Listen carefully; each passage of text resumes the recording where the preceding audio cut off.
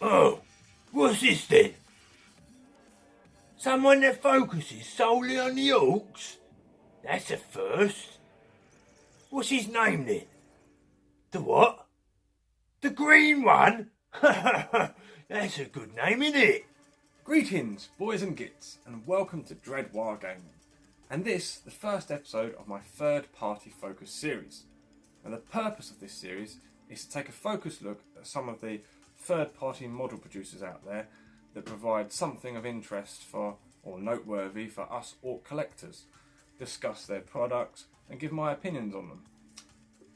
For this first episode, I'll be focusing on a producer who solely focuses on the orcs, which to me seems a really logical place to start this whole series. So I am of course talking about the one, the only, the Green One. The Green One has been a labour of love for Trev, who is based in London, England for the past 11 years. It began, like so many of us, from his own personal passion for greenskins, but avalanched from there. After bashing away at his mech bench and creating a few unique models for himself, Trev started sharing his models and creations with the community, and he was repeatedly asked if he'd cast copies for others who admired his work and wanted a copy for themselves. So the Green One grew from this demand rather than Trev's own desire to be a model producer. He is himself surprised by the unexpected volume of interest there is in his own work, so you know, that's just how these things go, isn't it? So to begin with, Trev just made copies of his own models for other community friends, but soon the PMs became so frequent, he had to expand. And last year, the Green One launched a new web store. Here you can find models sculpted by Trev, but also by Ian Wyatt, Anton De Croo of Flytrap Studios, and Paul Smith of Creative Sculpt Studio Limited. And let's take a look at the website. So here we are in the standard website here, this front page. A few little scrolling ads there and bits and bobs, some interesting things to note at the bottom there. Log, videos, coming soon. If you look at the top here, click on Mech Shop, and here's where you're going to find all of the products that he does here. We've got these exotic weapon units, which you can see they work with the bits from the mech guns. Spiky power there is beautiful. These cannons here are for the Doom tank. Fantastic model. You're going to see that unboxed and reviewed on the channel very soon. Lanky de Grot, I showed you on my Christmas special. And if you click on load more there, it's going to be a lot more to look at, and you'll have to click load more a few times. The Outlander heavy minigun, propeller. That Outlander vehicle, I think that's awesome. That's featured further down as well. These are just some of the weapon options for it. Scaffold pieces, nicely detailed. Vehicle mounting adapters for different weapons. Also, that huge cannon, it's awesome, and I particularly like the AA cannon, the anti-aircraft cannon there as well. Very nice. Here we go. Now the Monkey Dread, these are just like the claw options for it. You'll see that again further down. Some track sets.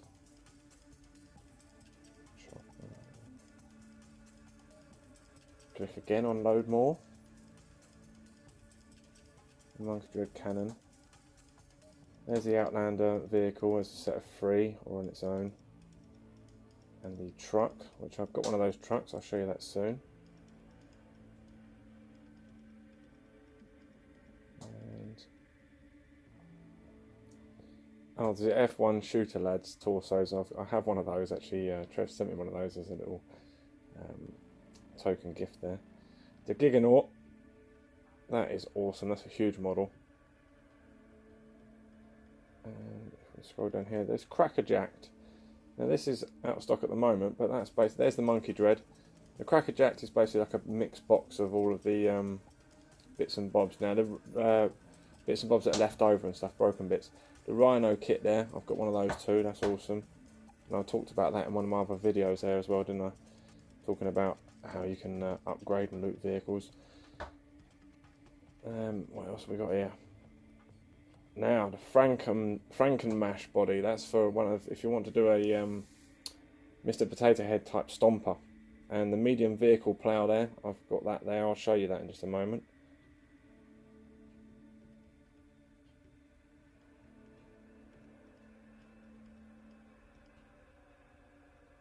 Kamikaze Grot Rocket. I could get one of those. That looks fun.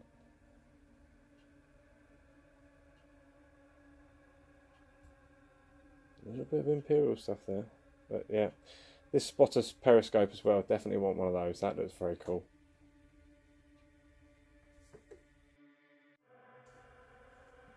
Now this page, the model instructions downloads. See, there's a section for each of one of these vehicles here. I'll click into one of these in just a sec. There's also a codex there, Forces of the Orcs. It's a fan codex, so it's includes all the units that you wish that were there. I'll click into this one here. This is one that I have. I'll just wait for it to open there. It's a Rhino upgrade kit that I was just chatting about there, so that'll pop up just now. 1, 2, 3, come on. Come on. Here it comes. So, all of these PDFs are available on the websites. This is the one for the Rhino kit, and it explains to you what you're going to need and how to go about it. So, you know, sometimes you get these kits from third-party companies, and they can be rather awkward or difficult, and they don't really give you much sort of instruction on how to do anything. Whereas with the Green, you've always got these PDFs on the website, but you can also contact him too, and he will respond fairly quickly too. So definitely give these a look, even if you feel like you know what you're doing or you're fairly confident.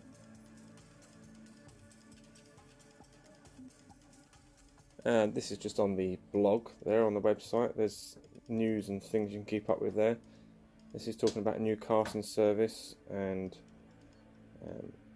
some new changes come to the company and some new faces involved, new services, and some new products, of course.